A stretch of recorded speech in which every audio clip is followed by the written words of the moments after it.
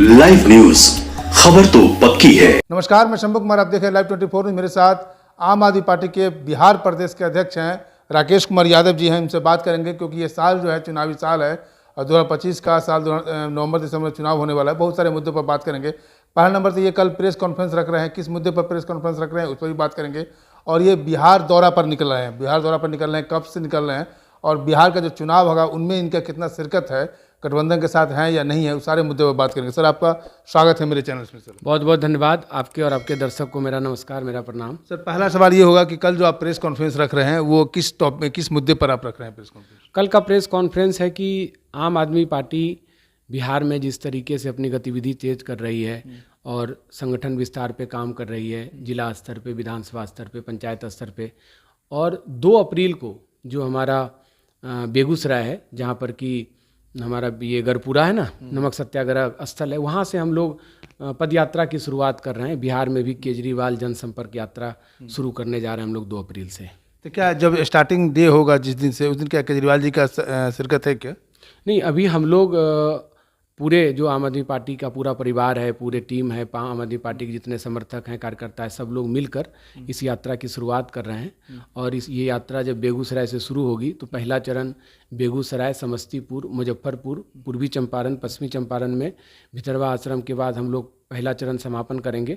और इस तरीके से 7 चरण में पूरे बिहार में हम लोग पद यात्रा कर रहे हैं। और उसके बाद 15 मई 30 मई के बीच में हम लोग जो है पूरे प्रदेश से आम आदमी पार्टी का जो भी जितने समर्थक हैं, कार्यकर्ता हैं, सब लोग पटना में इकट्ठा हो रहे हैं और वहाँ पे शीर्ष नेतृत्व की भागीदारी होगी। अच्छा, आप लोग मतलब पूरा रैली कर रहे हैं गांधी मैदान या कहीं पर भी?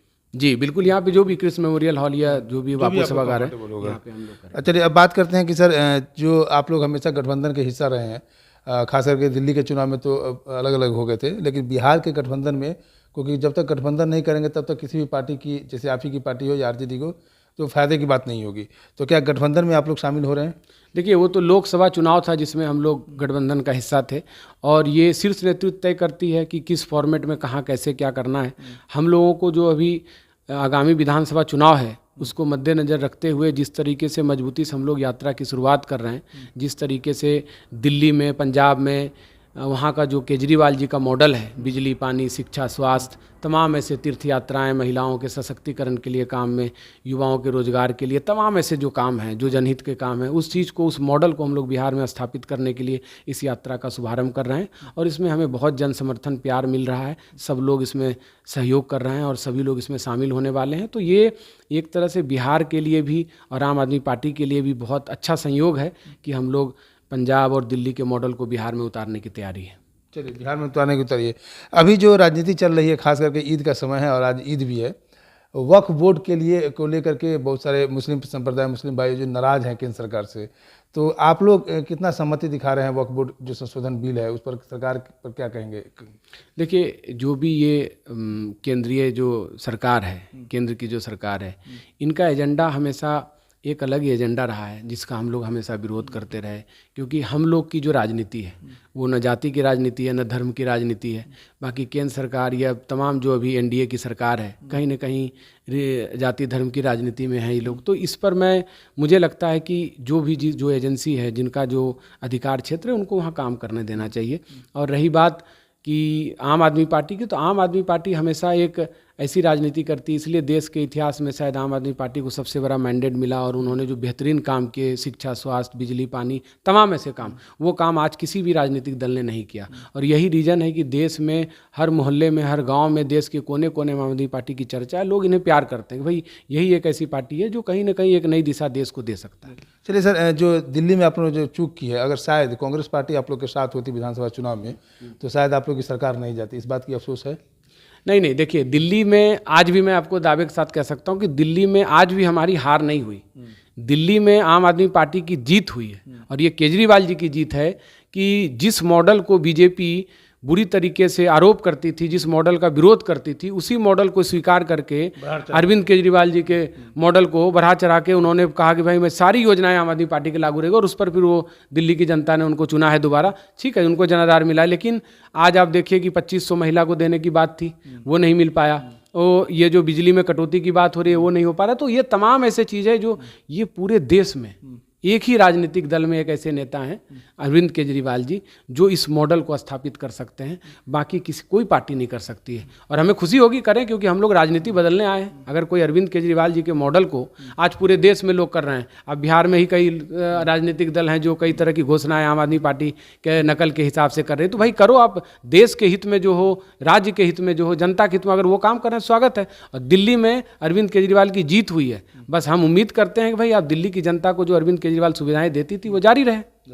लास्ट सवाल ये रहेगा कि जिस तरह से हमारे देश के जो हमारे राज्य के बिहार के मुख्यमंत्री की जो मानसिक स्थिति है, कल की आप घटना देखें या इससे पहले भी जिस तरह से उनकी मानसिक स्थिति की घटना दिखाई जाती है या वो करते हैं, आपको लगता है कि अब उनको राजनीतिक संन्यास ले लेना चाहिए या किसी और को पदभार दे देना चाहिए?